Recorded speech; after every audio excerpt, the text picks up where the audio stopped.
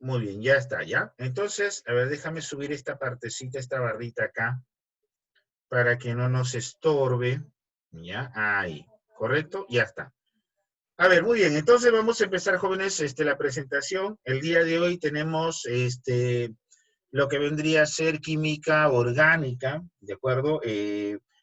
La química orgánica, jóvenes, está centrado en lo que vendría a ser la química del carbono, ¿de acuerdo? El carbono es uno de los pocos elementos, o bien podría decir yo, el único elemento que tiene propiedades que lo hacen especial, ¿no? Y que puede formar cadenas muy grandes, gracias a su autosaturación, ¿correcto? Empecemos. A ver, ¿qué cosa, jóvenes, es la química orgánica? La química orgánica estudia todas las sustancias, ¿de acuerdo? En las que participa el carbono, pero ojo, como elemento principal, como elemento fundamental. Debemos entender que, por ejemplo, en el caso de algunos compuestos, como los óxidos, ¿no? Los hidróxidos, donde también aparece el carbono, no son fundamentales, ¿correcto? Entonces, eso pertenece a lo que vendría a ser la química inorgánica, ¿de acuerdo? Entonces, la química orgánica podríamos decir que es la química del carbón, ¿correcto? Muy bien. Veamos algo de historia, jóvenes, ya algo de historia acerca de lo que les estoy mencionando, o sea, cómo fueron los inicios de la química orgánica. Muy bien, veamos. Vamos a ver acá una breve historia, ¿no? Miren, existe lo que se conoce como la teoría vitalista. ¿Y qué implica, profesor, la teoría vitalista? La teoría vitalista surge porque solamente se creía que los compuestos vivos, vamos a decir así, llámese las plantas o los seres vivos o los animales, correcto, podían crear ciertas sustancias, ¿no? Como los lípidos, la vitamina, las proteínas y cosas así, ¿no? Y a eso se le conoció como la teoría vitalista, ¿no? Entonces, ahí está, Berzelius propone en el año 1809 la teoría vitalista. Según esta teoría, los compuestos orgánicos solo pueden ser sintetizados por seres vivos, porque ellos poseen la fuerza vital, ¿no?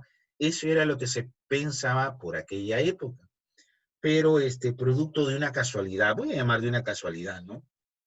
Surge lo siguiente, que el químico alemán Friedrich Wöhler, ¿no? En su laboratorio estaba tratando de sintetizar un compuesto, en este caso el cianato de amonio, ¿de acuerdo? Y observó que pudo duplicar, ¿de acuerdo? Duplicar un compuesto orgánico. Es decir, a partir netamente de compuestos inorgánicos, eh, construyó o elaboró un compuesto orgánico, solamente producido supuestamente por seres vivos. Con lo cual la teoría vitalista quedó totalmente descartada, ¿no? Acá está la ecuación que él desarrolló, ¿correcto? Ahí tenemos, por ejemplo, que el cianato de amonio, que es un compuesto netamente inorgánico, pudo generar la urea, que es un compuesto solamente orgánico, fabricado por seres vivos. Muy bien, pasemos a ver ahora esto. Entonces, profesor, ¿qué propiedades generales tienen los compuestos orgánicos? Ojo, los compuestos orgánicos, ¿de acuerdo? Y bueno, dentro de lo que podemos mencionar, vamos a rescatar estos de acá, por ejemplo, ¿no? Mira, son predominantemente covalentes, es decir, forman o tienden a formar enlaces covalentes, ¿correcto? Poseen bajo punto de fusión y de ebullición. Mira eso de ahí, ¿no? A diferencia, por ejemplo, de los compuestos iónicos, ¿no? Que habíamos visto, por ejemplo, en el caso del cloruro de sodio, que es la sal, que es un compuesto netamente iónico, que se funde, recuerden, en la clase pasada habíamos visto a 801 grados centígrados, ¿cierto? Es una temperatura muy alta. Son insolubles en agua. Y esto es claro, ¿no? Porque los compuestos orgánicos, al ser compuestos polares, eh, no, al ser compuestos apolares, disculpen, no pueden mezclarse en un compuesto polar, como en el caso del agua, ¿no? Pero sí son solubles en compuestos orgánicos, ¿no? Como el benceno, el, el pentacloruro eh, de carbono, por ejemplo, ¿no? Y esos son compuestos netamente orgánicos. Ahí sí son solubles. Fíjense bien acá lo que dice, son malos electrolitos también. Existen más de 8 millones de compuestos orgánicos. Ojo, miren, a pesar de que los compuestos orgánicos surgen de un puñado, ¿no? Encabezados obviamente por el carbono, ¿de acuerdo? Lo que conocemos como organógeno, ¿no? El famoso chon, carbono, hidrógeno, oxígeno y nitrógeno. Eh, Son en cantidad muchísimo mayores que los compuestos inorgánicos. Es decir, los compuestos orgánicos son más numerosos que los compuestos inorgánicos. Y estamos hablando no solamente que son el doble, el triple, son millones de millones más que los compuestos inorgánicos, ¿ya? Y acá, mira, esta última, disculpa, presentan isomería, ¿no? Profesor, ¿qué cosa es la isomería? Mira, esto quería destacarlo acá.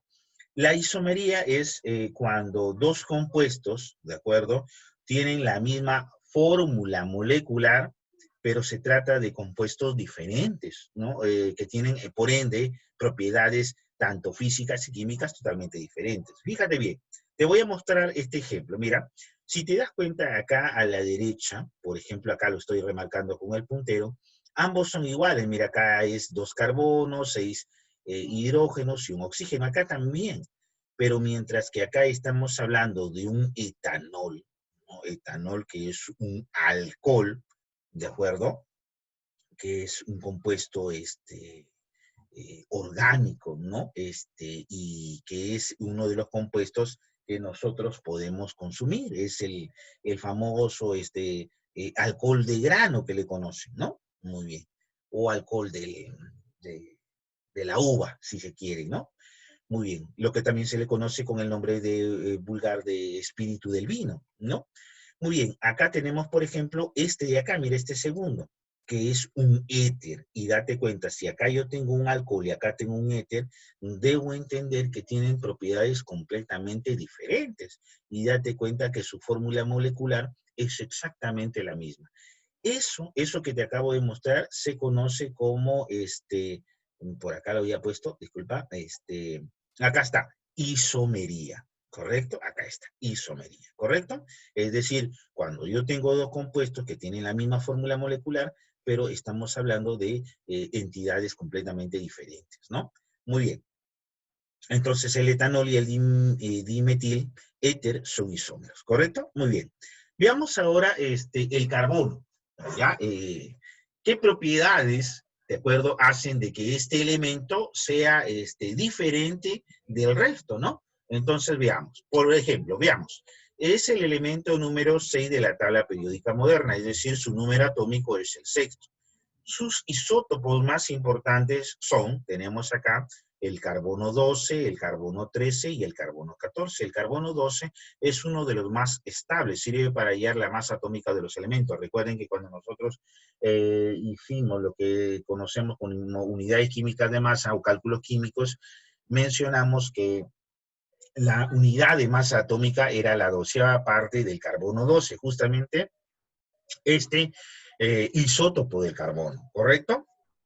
El carbono 13, que casi no existe, o sea, tiene una, vamos a decirle así, una abundancia casi despreciable, y el famoso carbono 14. ¿Por qué digo que es famoso este carbono 14? Porque este carbono se utiliza para dataciones tanto de fósiles, ya seamos de dinosaurios, o también para plantas o rocas, ¿no? Para ver cuánto tiempo se han extinto o han vivido, ¿no?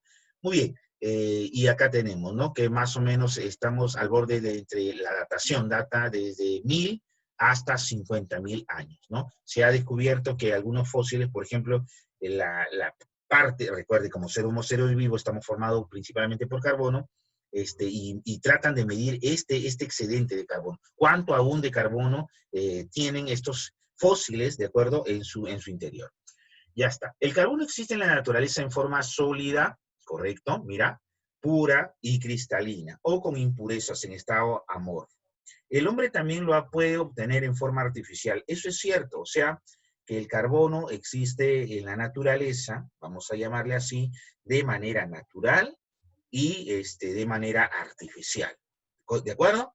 Entonces vamos a ver esos dos aspectos, ¿correcto? A ver, veamos. Clases de carbono. Vamos a ver el carbono, correcto, natural. Es decir, aquel que lo encontramos sin que intervenga la mano del hombre, por decirlo así, ¿no? Lo encontramos en la naturaleza. Y acá tenemos lo que viene a ser el carbono cristalizado, ¿no? En la primera parte. ¿A qué se refiere? Es un carbono puro, ¿de acuerdo? Y prácticamente libre de impurezas. Estamos hablando de un 95 a 100% de carbono puro. Ahí tenemos, por ejemplo, el diamante, ¿de acuerdo? El diamante es carbono puro, ¿de acuerdo? Tiene esa hibridación sp3 y veamos algunas características, ¿no? Es incoloro, cristaliza un sistema cúbico, es mal conductor de la electricidad y es el elemento más duro de todo, ¿no? Cuando nosotros medimos en la escala de Mohs, que es la escala de dureza, el diamante se encuentra en la cima, digamos, ¿no? Muy bien. El siguiente que vamos a ver es el grafito, ¿de acuerdo? Su color varía de gris a negro, ¿correcto? Es un buen conductor de calor y de la electricidad. Es por eso que el grafito se utiliza, por ejemplo, en lo que viene a ser las pilas, ¿no? Las pilas secas, estas pilas que tú utilizas para tu radio, ¿no? Para estos radios antiguos, ¿no? Porque ahora todo es por corriente, pero no. Por ser muy blando se usa como lubricante sólido, o sea, también pasa a ser lubricante, y el grafito es prácticamente el carbón de la mina que tú escribes, ¿no? El carbón del lápiz que tú utilizas. Muy bien, bueno, pasemos a ver ahora los amorfos, ¿no? Es decir, hemos visto los cristalinos, los bonitos, que tienen una forma, una estructura recontra chévere, ahora vamos a ver los amorfos, ¿de acuerdo? Pero ojo, seguimos en carbones naturales, poseen menos del 95% de pureza, ¿no? De carbono. Es decir, ya tienen algunas impurezas. No son como los dos que habíamos mencionado anteriormente. Y presentan enlaces pi, es decir, debe haber por ahí enlaces dobles o enlaces triples. Muy bien. Acá tenemos los carbones, ¿ya? Acá he puesto este cuadrito y te voy a explicar cada uno de ellos. Por ejemplo, mira, tenemos la antracita, tenemos la hulla, disculpa, tenemos el lignito y tenemos la turba. Todo esto es preguntas de examen, jóvenes, entonces debemos tener el concepto bien claro. ¿Correcto? A ver, veamos. Entonces, repito, la antracita, la hulla, el lignito y la turba. Estos 4 elementos nosotros los encontramos de acuerdo en la naturaleza, pero acá, si quisiéramos, por ejemplo, digamos así, cavar, ¿no? Cavar un agujero para encontrar esto, el primero que vamos a encontrar cuando empezamos a cavar va a ser la turba, de ahí va a ser el lignito, de ahí va a ser la hulla y la antracita. O sea, la antracita es un tipo de carbón, ¿de acuerdo? Antiguo, ¿de acuerdo? Y por ende, al ser antiguo, el porcentaje de pureza del carbono, date cuenta, es mayor, entre 90 y 95%.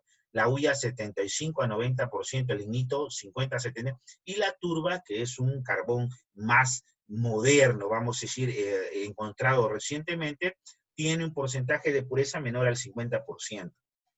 La antracita, por ejemplo, tiene poca llama, mira, ahí está, pero posee bastante calor. Es decir, su poder calorífico es totalmente, se utiliza, por ejemplo, para el caso de fábricas, ¿no? Y se utiliza principalmente como combustible industrial. La hulla, ¿de acuerdo? Tiene una llama un poco más moderada, ¿no? Y también se utiliza como combustible, pero ya no industrial, sino doméstico. Recuerden que la antracita tiene un poder calorífico muy grande, por eso es que va para la industria. En el caso del lignito, por ejemplo, la llama ya es muy... Ah, y otra cosa, la antracita cuando se prende tiene o genera mucho humo, ¿de acuerdo? La hulla un poco menos, el lignito casi poco y la turba casi, como dice acá, no arde, ¿no? Es muy difícil. Y se utiliza generalmente como abono, ¿ya? Muy bien, entonces, mira, si queremos tener un concepto claro de esto para que lo memorices, si hablamos por el orden de antigüedad, por el aumento de la edad, primero lo más reciente o lo más moderno va a ser la turba, el lignito, la hulla y la antracita. Pero si hablamos del poder calorífico, ¿de acuerdo?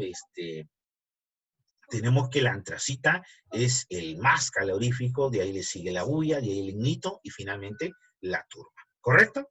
Muy bien. Pasemos a ver lo siguiente. Habíamos mencionado los carbonos naturales, ¿no? Ahora vamos a ver los carbonos artificiales, que esto ya ha tenido que ver la mano del hombre, ¿no? Tenemos los cristalizados, ¿no? Que son los nanotubos, los fullerenos, justo estos han sido descubiertos el siglo anterior, ¿cierto?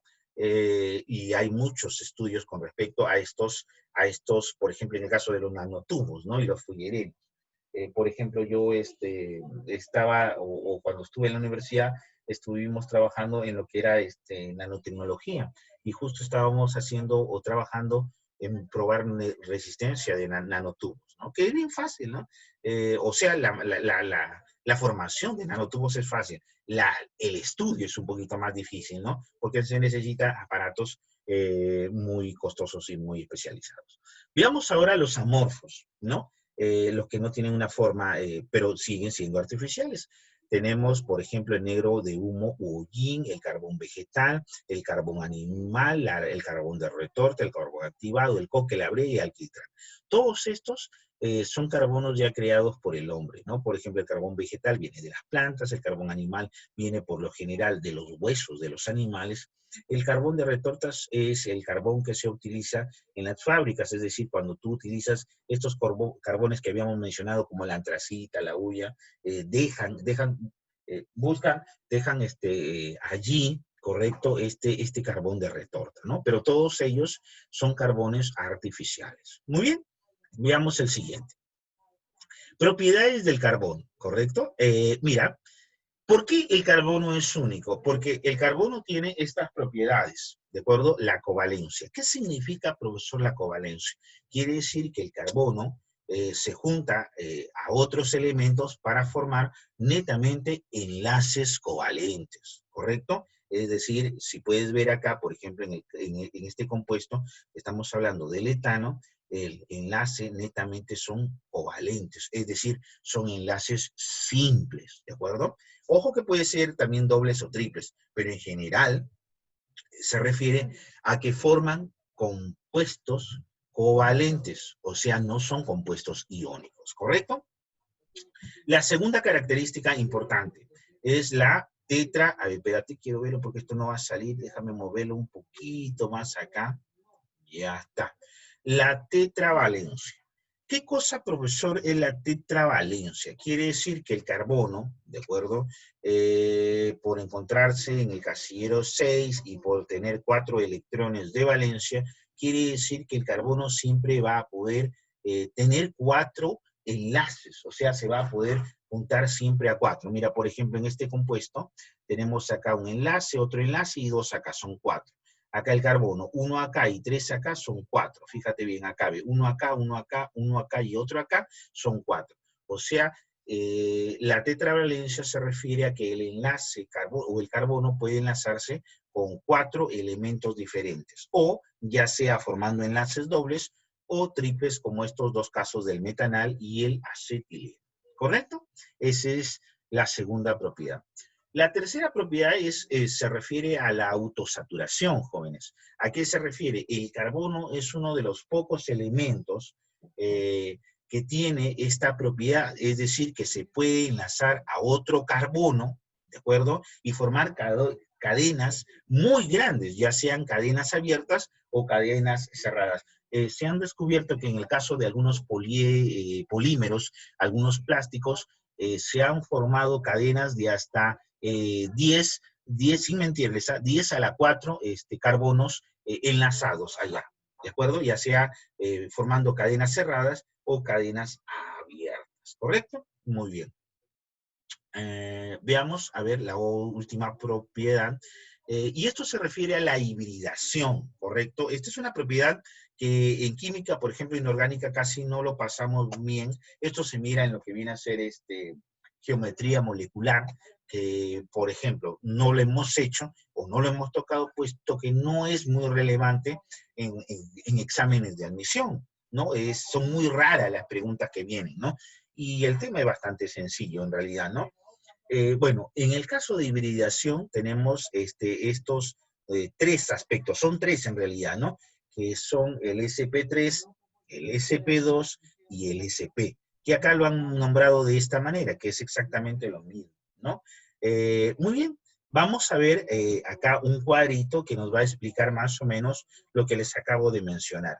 Mira, una hibridación tipo SP3 se refiere a una hibridación tetraédrica, es decir, el carbono se encuentra de esta manera, ¿correcto? Formado sus cuatro enlaces, ¿no? Y acá tenemos sus respectivos ángulos de enlace. Una hibridación SP2 es una triangular plana, ¿de acuerdo? Este es espacial, este es plana, ¿de acuerdo? Y generalmente allí es cuando ya prevalece un enlace doble, puede ser, ¿no? Y forma 120 grados por lo general, ¿no? Y una hibridación SP es una lineal, ¿no? ¿no? Así tiene esta forma, y por lo general el ángulo de enlace es de 180 grados, ¿no? Acá 180, 120 y acá aproximadamente 109, 28, 109,5 grados, ¿correcto? A eso se refiere, a la forma ya geométrica. Por eso les hablaba de geometría molecular. Muy bien. Y acá veamos un ejemplito para entender lo de hibridación. Por ejemplo, mira, y acá yo te voy a enseñar un truquito para que tú, porque a veces te dicen, ¿qué hibridación tiene este carbono o este carbono? ¿No? ¿Cómo saber qué hibridación tiene? Mira, lo que vas a hacer es contar, por decirlo así, los enlaces o los pares no enlazantes. Mira, ojo, remarco, los enlaces o los pares no enlazantes. Por ejemplo, en este caso, si tú te das cuenta, este carbono tiene por acá un enlace 1, lo cuento, acá hay 2 y acá hay 3. Como es 3, siempre le restas 1. 3 menos 1, 2. Es un SP2. Correcto, por ejemplo, acá, mira, acá tiene un enlace, 2 enlaces, 3 enlaces, menos 1 SP2. Correcto, acá veamos 1, 2, 3, 4, menos 1 sería 3, es un SP3. Por ejemplo, acá si te das cuenta, tengo 1, tengo 2, entonces 2 menos 1 sería un SP. SP1 sería, ¿no? Lo normal, pero SP. ¿Correcto? Profesor, ¿qué pasaría si, por ejemplo, vamos a poner el caso, ¿no? Que acá hubiera un par no enlazante. Recuerda que acá hubieran dos electrones que no forman enlaces, son electrones libres. Entonces, profesor, eso lo cuento como un enlace, ojo allí, sí lo vas a contar. Entonces tendríamos uno acá, el par no enlazante serían 2 y acá serían 3, ¿cierto? Entonces este carbono formaría un sp2, ¿correcto? Entonces este TIC sirve para enlaces y para pares no enlazantes, o electrones libres también, ¿correcto? Ya está.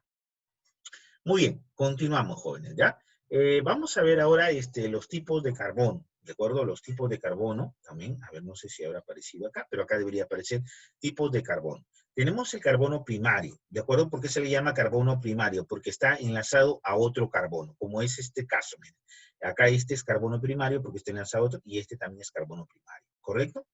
Muy bien. Veamos ahora, ahí está, tipos de carbono, mira, ahí está, saturados o tetraédricos, justo lo que se les había mencionado. Cuando hablo de carbonos, acá el sp3 se refiere a enlaces, ya habíamos visto a enlaces simples, ¿cierto? Ya habíamos visto eso. No sé si lo mencioné, espérate, quiero ver acá. Ya. Recuerden que un sp3 no sale acá, pero un sp3 es un enlace simple, un sp2 es un enlace doble y un sp es un enlace triple, ¿ya? Así, simple sp3, doble sp2 y triple sp, ¿ya? Muy bien. Ahora sí, continuamos. El carbón ahora secundario, ¿ya? Es cuando tenemos, por ejemplo, este es un carbón secundario porque está unido a dos carbonos más, fíjate bien. Mientras este de acá es primario porque solamente está unido a un carbono. Y es, profesor, pero acá hay tres hidrógenos. No, estamos hablando de carbonos primarios o secundarios o terciarios cuando se une directamente a otro carbono. No hay hidrógenos, ¿correcto? Ya está. Tenemos el carbono por acá también, bueno, ya salió el mensaje, no se preocupen, si se corta retomamos.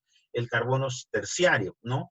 Por ejemplo, este es un carbono terciario porque está unido a 3 carbonos. Este, por ejemplo, que estoy acá remarcando con el puntero es un carbono secundario, ¿no? Porque acá está unido a 2 carbonos. Y este de acá, que estoy remarcando ahora, es un carbono primario, porque solamente está unido a un carbono, ¿correcto? Entonces, siguiendo así, ya me entendiste qué cosa es un carbono cuaternario, ¿correcto? Muy bien. Lo siguiente que debes saber, ¿de acuerdo? Es acerca de, por ejemplo, acá, profesor, acá hay un ejemplo, ¿cómo calcular los carbonos primarios, secundarios y terciarios? Muy fácil, ¿de acuerdo? Debemos entender, por ejemplo, que el carbono primario, por lo general, termina en CH3, por ejemplo, este es un carbono primario. Primario, primario, primario, primario, acá también primario, primario y acá primario. O sea, cada vez que veas un CH3, por lo general, ¿no? La regla me dice que es un carbono primario. Un carbono, entonces, profesor secundario, un carbono secundario, jóvenes, sería un CH2. Ese sería un secundario, ¿correcto? Acá hay un secundario, otro secundario, y acá hay otro, ¿cierto? Muy bien. Y un carbono terciario, profesor, sería cuando hay un CH. Por ejemplo, acá hay un terciario, mira, porque está unido a 1 y 2 carbonos, ¿cierto? CH, por acá hay otro también, otro CH, y ya no hay más. Profesor, ¿y el cuaternario? El cuaternario es cuando aparece un C nada más. Por ejemplo, este es cuaternario. Acá también tenemos un cuaternario. Y si te das cuenta, solamente hay dos cuaternarios, ¿correcto? Muy bien, espero que hayas entendido. Y vamos a ver lo último, ¿ya? Lo último. Lo que viene a ser los tipos de fórmulas. Es decir, recuerda que en esta parte solamente estamos viendo todo lo relacionado a lo que es el átomo de carbono y sus propiedades. La siguiente clase ya vamos a poder ver los hidrocarburos, ¿no? Que vamos a ver los alcanos, los alquenos, los alquinos, sus reacciones y su nomenclatura, cómo nombrarlos, ¿no? También vamos a ver algo de alqueninos, ¿de acuerdo? Porque el tiempo sí nos va a alcanzar. Muy bien, a ver, profesor, entonces, ¿qué tipos de fórmulas vamos a usar? Mira, y esto es muy importante porque recuerda que cuando yo te mencioné este concepto de, a ver, se me acaba de olvidar, ya, se me acaba de olvidar, pero te mencioné lo que era la fórmula molecular, ¿cierto? Eh, y, y bueno, ¿y qué es la fórmula molecular? Ahí vamos a ver, ¿de acuerdo? Tipos de fórmula, vamos a ver. A ver, la primera es la fórmula molecular o global, es decir, aquella que no me da ninguna información, solamente me dice el número de carbonos, el número de hidrógenos, ¿no? Por ejemplo, en este caso etano, propino, o puede haber oxígeno también, ¿no? En el caso de que estemos hablando, por ejemplo, de compuestos ya oxigenados, ¿correcto? Eso se conoce como fórmula molecular o global y no me da ninguna información, ¿no? Por ejemplo, si solamente lo pusieran de esta manera o de esta manera, no podría decir mucho. Lo único que podría calcular allí sería su peso molecular, ¿no? Muy bien. Ahora veamos el siguiente es la fórmula desarrollada. Por ejemplo, en los dos ejemplos anteriores, ¿no? El etano y el propino, fíjate bien, acá ya yo coloco al carbono con todos sus pares enlazantes, en este caso el hidrógeno, en este caso también. Y fíjate bien, en el caso del propino, allí coloco su enlace triple, ¿de acuerdo? Este es un enlace triple.